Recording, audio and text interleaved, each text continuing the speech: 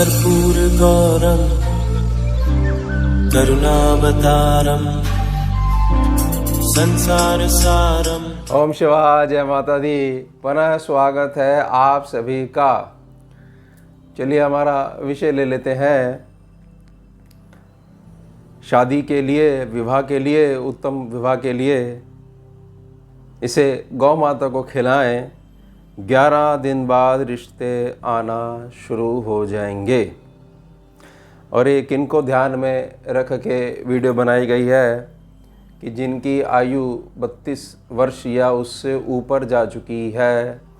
और यह भी ध्यान रखा गया है कि उनको, यानी जिनका विवाह नहीं हो पाया है, उनको और उनके परिवार के सदस्यों को यह बहुत अच्छे से क्लियर है कि उनकी जो कुंडली है, जन्म कुंडली है, वो भी ठीक है, उनका आचरण भी ठीक है, और उसके साथ साथ जो गोचर जो चल रहा है वो भी ठीक है। तो यानी कि कोई एक ऐसा कारण जो बना तो हुआ है लेकिन दिखाई नहीं देता है। अब जो ये कारण है, ये कारण कहाँ बैठा हुआ है? ये बैठा हुआ है जो आपका निवास स्थान है, वहाँ की ऊर्जा के साथ बैठा हुआ है। और जितना अधिक समय आप अपने निवास स्थान पे बिताते हो, आप उस छुपी हुई ऊर्जा से प्रभावित रहते हो। और जहाँ आपको उपाय करना चाहिए वहाँ पर आपका ध्यान बिल्कुल भी नहीं जाता है और आप परेशान पे परेशान होना शुरू हो जाते हो। अब जो दिखाई नहीं देता तो वो तो एक ही मूल है, यानी नकारात्मक। किसका नकारात्मक? राहु का नकारात्मक रूप।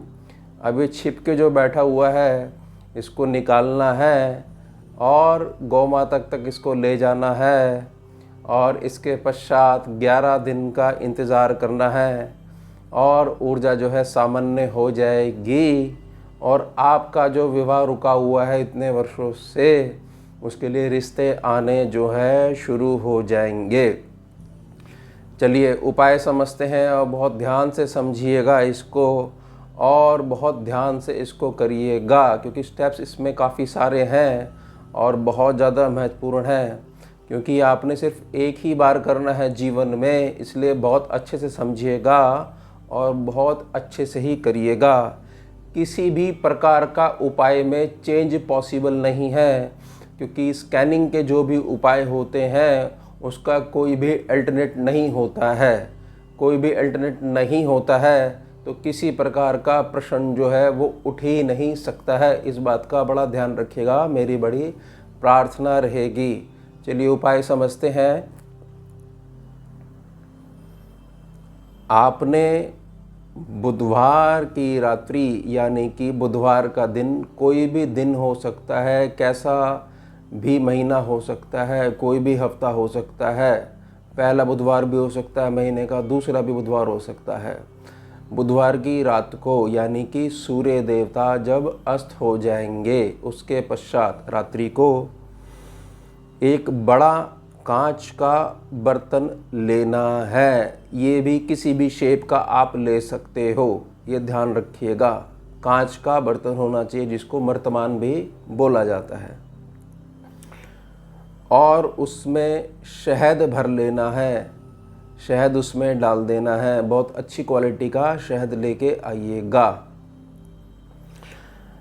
अब उसमें गुड़ जो होता है, देशी गुड़ जिसको बोलते हैं, उसके छोटे छोटे टुकड़े डाल देने हैं। जो उसकी कैपेसिटी है, जो भी आपने मर्तमान लिया है उसके हिसाब से छोटे छोटे टुकड़े आपने कर लिए गुड़ के, और शहद डाल दिया। या तो पहले गुड़ डाल दीजिए और ऊपर से शहद डाल दीजिएगा, यह भी बहुत अच्छा रहेगा। अब आपने उसको बुधवार की रात्रि को बर्तन को बंद करके 3 दिन के लिए आपके घर के अंदर जो नैऋत्य कोण जो होता है, यानी कि दक्षिण और पश्चिम दिशा का जहाँ पर मेल होता है, वो जहाँ पर आपस में मिलती हैं, वो जो कोना होता है उसको नैऋत्य कोण बोला जाता है। यहाँ राहु बहुत बढ़िया बैठा रहता है यहाँ पर छुप कर, ये इसका एक प्रकार से एरिया है। उस दिशा में, उस कोण में आपने रख देना है। कितने दिन के लिए? जैसे कि बुधवार रात्रि आपने उसको वहाँ पर रख दिया तो 3 दिन का आपने इंतज़ार करना है। तो आपका गुरुवार, शुक्रवार और शनिवार वो रखा रहेगा 3 दिन तक और 3 रात्रि तक। करना आपने सूर्य अस्त के बाद कभी भी आप इसको कर सकते हो। इसके लिए जो भी सामग्री है उसकी तैयारी आप पहले से कर लीजिएगा। वो बुधवार से पहले आप ला के रख लीजिएगा या बुधवार सुबह भी आप ला के रख सकते हैं। उसके पश्चात अब जो 3 दिन के बाद जब आपने रखा रहा तो रविवार की सुबह ही आपने उसको खोलना है। अब रविवार की सुबह उसको खोलना है और शहद के साथ ही जितना उसमें शहद है और जितने उसमें गुड़ के पीस आपने डाले हुए हैं वो सारा आप किसी बड़े बर्तन में बाहर निकाल लीजिए। अब उन्हें 1.25 किलो गुड़ और 1.25 किलो गुड़ आपके पास और होना चाहिए। उस 1.25 किलो गुड़ में आपने उसको, शहद को और वो छोटे छोटे टुकड़े जो थे गुड़ के, वो सारे आपस में एक साथ आपने डाल देने हैं बड़े बर्तन में। उसके पश्चात अब आपने 100 ग्राम काले तिल और 100 ही ग्राम सफ़ेद तिल लेने हैं और वो भी डाल देने हैं और उन सभी को आपस में बहुत अच्छे से मिला लेना है दोनों हाथों से। उसके पश्चात अभिजीत मुहूर्त होता है। रविवार को ही आपने खोला, रविवार को ही 1.25 किलो गुड़ में उसको मिलाया और 100 ग्राम काले और उसके बाद 100 ग्राम सफ़ेद तिल लिए, डाले, सभी चीज़ आपस में मिला ली। अब अभिजीत मुहूर्त होता है। बुधवार को छोड़कर बाकी सारे दिन अभिजीत मुहूर्त होता है और मध्याह्न की जो संध्या होती है यानी दोपहर 12 से लेकर 1 बजे के बीच का जो समय होता है उसमें ही अभिजीत मुहूर्त होता है और बहुत आसानी से पंचांग में आपको मिल जाएगा। आपको किसी से संपर्क भी आप कर सकते हैं कि अभिजीत मुहूर्त कब है, और ये तो अब मोबाइल पे भी आपको बहुत इजीली अवेलेबल हो जाएगा कि भाई आज का अभिजीत मुहूर्त कब से कब तक है। और अगर नहीं समझ में आए तो दोपहर की जो मध्याह्न है, मध्याह्न का समय है जो संध्या का, उसके बीच में भी आप कर लीजिएगा 12 से 1 बजे के बीच में। अब आपने गौशाला जाना है मध्याह्न में और जो देसी गौ माता है जिसका एक बछड़ा ज़रूर होना चाहिए यानी पुत्र की माता होनी चाहिए, ये भी आपको पहले से पता करके रखना होगा और ये गौशाला में ही होगा।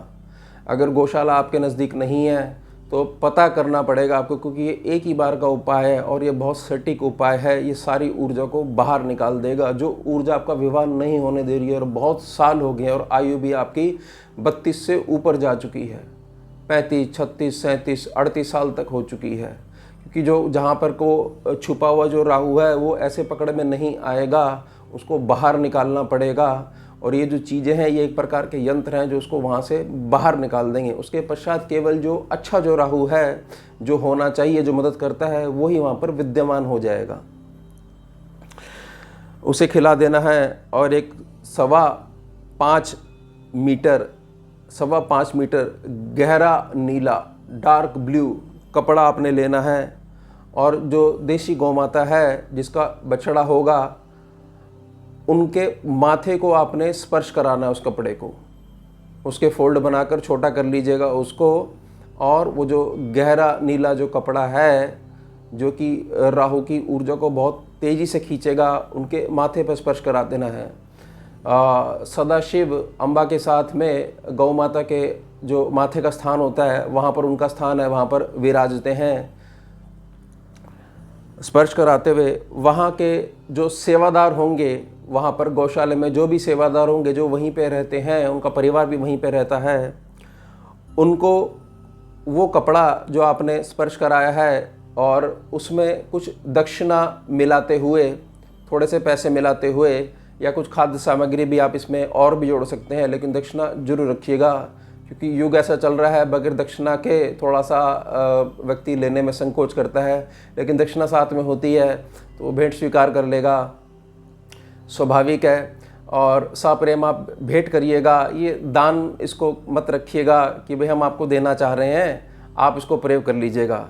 5.25 मीटर की लेंथ जो है इतनी ज़्यादा होती है कि वो उनके काम भी आ जाएगा। और उसके पश्चात आप अपने घर पे आ जाइए इसमें यह ध्यान रखिएगा, इसमें ना तो कोई आपने प्रार्थना करी है, ना ही कोई आपने ऐसा करा है कि इसको करते समय कुछ बोलना है या नहीं बोलना है। ये बिल्कुल शांत होकर आपने उपाय करना है। केवल आपके मन को पता होगी कि आप क्या कर रहे हो, क्योंकि जिसको हम बाहर निकाल रहे हैं वो ऊर्जा रूप में किसी भी प्रकार से विजिबल नहीं होता है। यही उसकी मूल प्रकृति है कि वो दिखाई नहीं देता। राहु, नकारात्मक राहु, नेगेटिव राहु, लेकिन उसका असर बहुत ज़्यादा गहरा पड़ता है। और जब प्राकृतिक रूप से ही समय आकर नहीं खड़ा हो जाता है उसके जाने का, तब तक उसको कोई हिला नहीं पाता है। तो मेरी बड़ी प्रार्थना रहेगी, कोई भी आप ऐसी बात मत बोलिएगा कि मैं अमुक कार्य के लिए कर रहा हूँ और जो है मेरा कार्य सफल हो। बस अपने मन में ज़्यादा से ज़्यादा आप शिव नाम का जाप करिएगा, क्योंकि शिव नाम का अगर आप जाप करोगे तो वैसे ही आपको कोई भी ऊर्जा, नकारात्मक ऊर्जा परेशान नहीं कर पाएगी। तो मेरी बड़ी प्रार्थना रहेगी, इसको कर लीजिएगा। और स्कैनिंग का ये उपाय है, पैनल पे जनरल कैलकुलेशंस में हमने ये देखा है कि 11 दिन के बाद जो ऊर्जा जो है वहाँ से धीरे धीरे कटते हुए 100% क्लियर हो जाती है। अब यह देखना भी बड़ा महत्वपूर्ण है कि पर केस के ऊपर कैसी ऊर्जा रहती है। जितना ज़्यादा वो शक्तिशाली है उतना लंबा समय लगेगा, लेकिन 11 दिन के पश्चात आपको आपका घर ऐसा लगेगा ऊर्जा रूप में कि जैसे कि बहुत बड़ा भार था घर के अंदर, वो चला गया है। और किसी भी प्रकार से वो जो मकान है उसमें जब पहले आते थे तो कोई भी सकारात्मक ऊर्जा यानी पॉजिटिव विचार जो है वहाँ टिक ही नहीं पाते थे। हमेशा एक डर भी किसी विचार के साथ बैठ जाता था कि ये जो काम कर रहे हैं ये तो हो ही नहीं सकता, क्योंकि इसमें ये अड़चनें पहले से आ जाएंगी। वो सबके दिमाग के साथ खेलता आ रहा था। लेकिन गौ माता, जिनके अंदर इतने सारी देवी देवताओं का स्थान है, जब वो ऊर्जा वहाँ पर पहुँच जाएगी और 11 दिन के अंदर उसका जो मूल जो बेस बना हुआ था वहाँ से वो हटा दिया जाएगा। एक प्रकार से उसका शासन जो है ख़त्म हो जाएगा। इस उपाय को करिएगा और मैंने जो सावधानियां बताई हैं, प्रार्थना करिए, इनका ध्यान रखिएगा। और ये जीवन में केवल एक ही बार करना है। और इसके पश्चात अगर आप लगातार शिव नाम का जाप करते हो तो वैसे भी आपको बहुत आशीर्वाद मिलेगा। अब मिलते हैं आपसे अगले भाग में नए विषय के साथ। जुड़िए और जोड़िए। ओम शिवा, जय माता। भुजगेन्द्रहारं कर्पूरगौरं करुणावतारं